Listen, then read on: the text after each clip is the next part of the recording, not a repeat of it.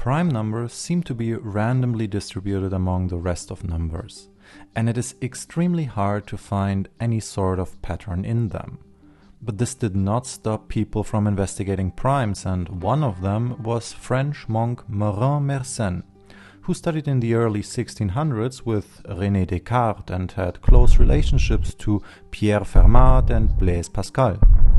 In his 30s, Mersenne got a little bit tired of the metaphysical way of explaining the world. He wanted to understand the world on a more scientific basis, so he started doing research on prime numbers. In particular, he was studying prime numbers of the type 2 to the power of n minus 1. It seemed like plugging in prime numbers for n sometimes resulted in prime numbers as an output of the formula, but not always. So he could not just conclude that plugging in primes always gives primes. Most interestingly though, we can never create a prime number by plugging in a composite exponent, meaning a number that is the product of at least two primes. Whenever the exponent is composite, the formula gives us another composite number. How's that? Let's do a step sidewards and take a look at the geometric sum, the little finite brother of the geometric series, which is infinite, as you know. There is a simple formula for this kind of sum. We can easily explain this formula by multiplying the sum by x and then subtracting it from the original one. And now we see that x to the power of n minus 1 is equal to x minus 1 times this long sum. Let's now return to our Mersenne prime problem. We want to show that n being composite leads to 2 to the power of n minus 1 being composite as well. So we write n as the product of two primes p and q, since n is composite, and compare this with the geometric formula. And we see that we can set 2 to the power of p to be the x in our formula.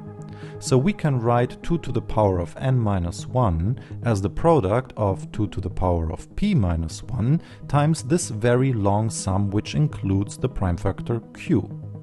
So when n is composite, this formula gives a result which is the product of two numbers, and therefore also a composite number, because prime numbers cannot be the product of two numbers other than themselves times 1. So by showing this, we have proved that if 2 to the power of n minus 1 is prime, then n must be prime too. But it just does not go the other way around. If n is prime, 2 to the power of n minus 1 not necessarily is prime too. Prime numbers have this magical thing of hiding most of their secrets, but nagging us by revealing some of them from time to time, just like with the Mersenne primes. Although we know that 2 to the power of n minus 1 being prime results in n being prime as well, we have zero idea how many such Mersenne primes exist. As far as we know, there could be infinitely many of them. No one knows. It is one of the big unsolved riddles of number theory. You got any idea how to solve it? Thanks for watching. I hope you enjoyed this video and maybe you could learn something new. If so, you would help me a lot by just leaving a like.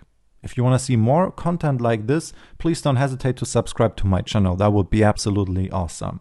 Let me know in the comments how you liked this video and maybe start a discussion about something cool in mathematics. See you in the next video. Bye!